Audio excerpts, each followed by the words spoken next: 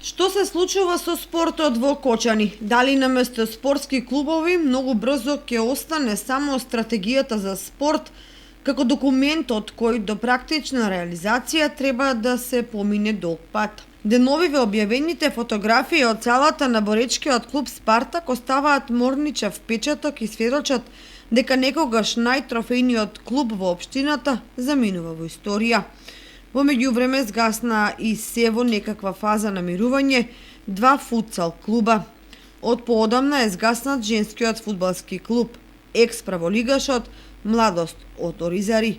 Ги нема и многу мали клубчиња кои своевремено се појавуваа и брзо исчезнуваа. Како спортот во Кочани да е промашена дејност, па секоја иницијатива или идеја однапред е осудена на пропаст. За тоа каква е ситуацијата со спортот во Кочани може би најдобро зборува фактот што годинава е прекината една долгогодишна традиција – изборот на спортист за 2020 година.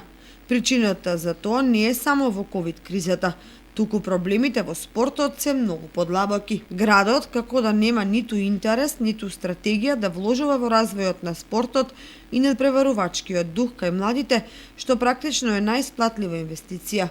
Но во земји и средини, каде многу пошироко и долгорочно се гледа на ефектите. А ни најмалку не е како во Кочани, каде на инвестирањето во спортот се гледа како на фрлени пари, бидејќи инвестираните средства не се враќаат веднаш и со пресметена добивка. Поради таквите состојби, младите се почесто се соочуваат со проблеми со телесната тежина, со физичката пасивност и предолгите седење пред компјутер или во кафулиња, со намален надпреварувачки дух, со инфериорност кон нивните врсници од други средини во државата и надвор од неа и така натаму.